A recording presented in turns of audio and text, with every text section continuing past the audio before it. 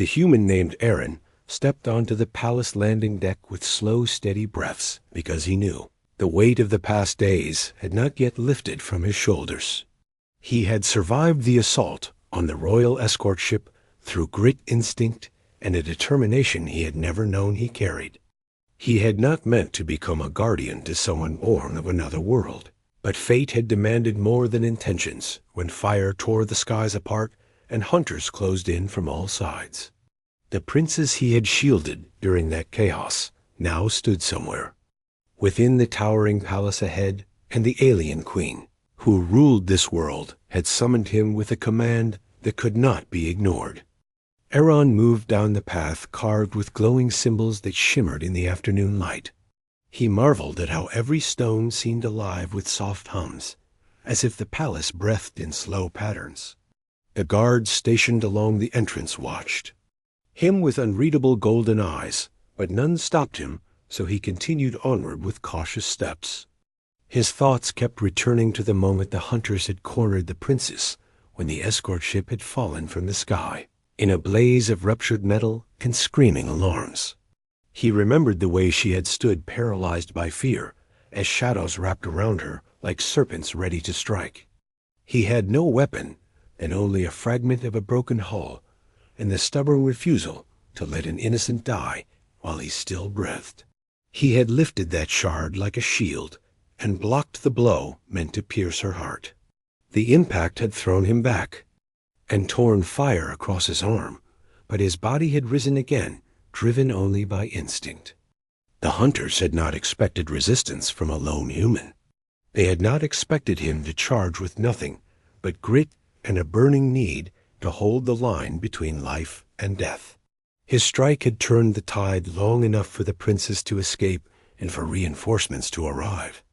Since that moment, the people of this world had looked at him with something close to awe, though he had never sought respect or reward. Now the queen herself wanted him.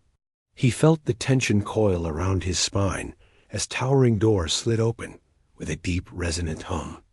The throne hall stretched out in an endless arc of silver pillars and flowing patterns that cast soft blue light across the polished floor. At the far end sat the queen wrapped in regal armor that shimmered like moonlit ice, yet her gaze burned like a living flame.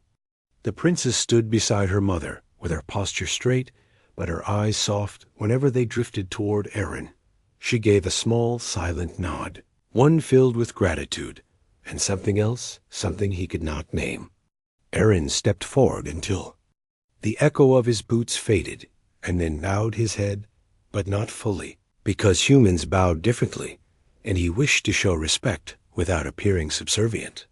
The queen rose, and her movements carried the weight of a sovereign who had witnessed wars and worlds crumble. She descended the steps with slow, measured grace, and stopped only a few paces from him. Her eyes pierced through him like twin suns, searching for truths beneath his flesh. When she finally spoke, her voice resonated with layered tones, as if the air itself obeyed her command. She said that he had done what even elite guardians had failed to do, and that single act had altered the path of her royal bloodline. Aaron felt her words like a burden laid upon his back, because he had acted from instinct, not duty. He tried to answer, but hesitation caught his voice, so he cleared his throat and spoke with calm resolve. He said he had only done what any decent person would have done when another life hung in the balance.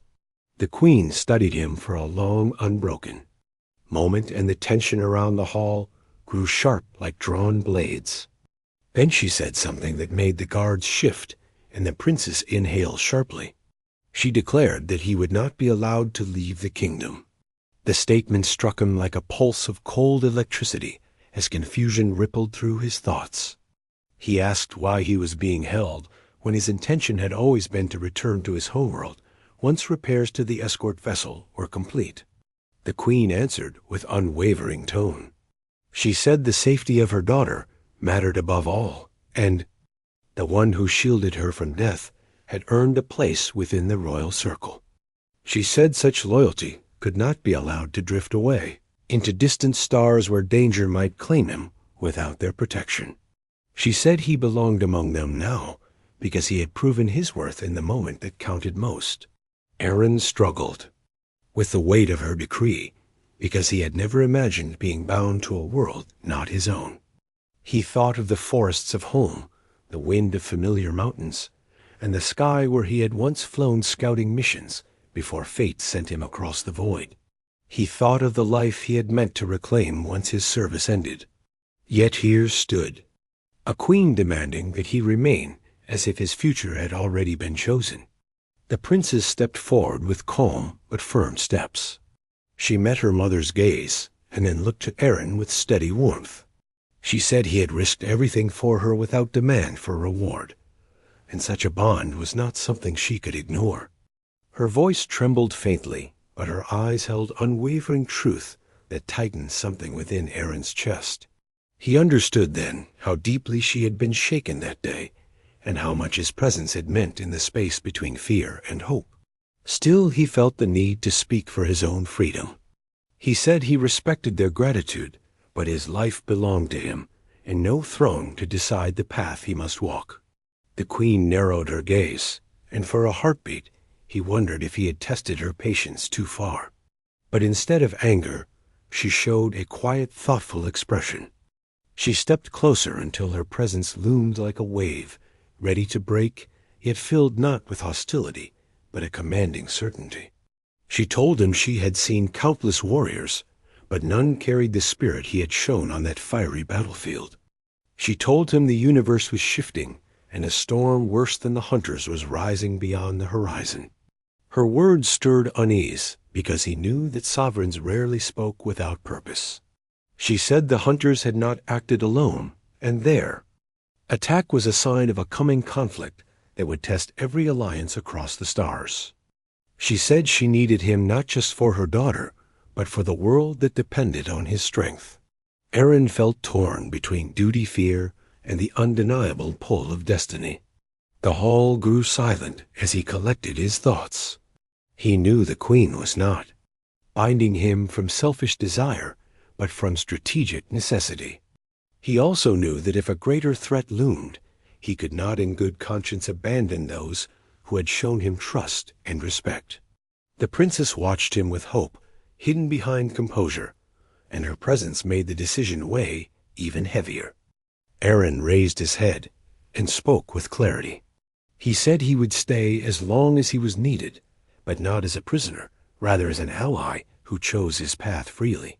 The queen studied him and nodded, slowly acknowledging the terms with regal acceptance. She declared to the hall that the human would stand as honored protector, bound not by chains but by will. The princess stepped to his side, and relief washed over her features, though she kept her posture dignified in the presence of the court. She thanked him with a gentle voice that carried gratitude deeper than words. He simply nodded, because he knew anything more would carry weight he was not ready to unveil. The queen turned and signaled for the hall to be cleared, leaving only the three of them. She said a new chapter had begun, and Aaron would be given training armor access to all strategic chambers, and a position beside the royal guardian order. Aaron accepted, though the enormity of the role settled like a mountain upon his shoulders. The princess touched his uninjured arm lightly, a gesture of reassurance rather than command. He felt warmth pulse from the contact, steady and sincere. Days passed, and Aaron learned the patterns of the palace, the way lights shifted according to the solar arcs, and the way corridors sang with soft tones used for silent communication. He trained with elite warriors whose blades shimmered with energy and whose movements blended artistry with deadly intent. Though he lacked their natural bioresonance, he compensated with creativity, instinct, and determination that surprised even seasoned veterans. Word spread across the kingdom that the human who shielded the princess had joined the royal order. The princess often visited the training grounds, watching with fascination as Aaron adapted to weapons not designed for human physiology. She offered insights about balance, grip, and stance drawn from her own martial education. He appreciated her guidance and found himself looking forward to her presence more each day. Yet he kept a respectful distance because he knew the expectations surrounding royalty were heavy and complex. One afternoon, during a quiet moment, the Queen summoned him again. She revealed new intelligence that confirmed her fears about the approaching threat. An alliance of hostile factions prepared for a campaign that would destabilize the region, and the hunters had acted as scouts for that rising power. Aaron listened, with calm focus, knowing the stakes had grown higher than personal freedom. The Queen said she needed someone who could think beyond the traditions of their world, someone capable of seeing patterns her warriors overlooked. She said humans possessed unpredictable strategies that made them invaluable in times of crisis. Aaron felt the gravity of her trust and promised he would serve to the best of his ability. The Queen placed her hand on his shoulder, a gesture of respect rarely granted to anyone outside her lineage. As weeks turned into months, Aaron became integral to the defense planning. The prince,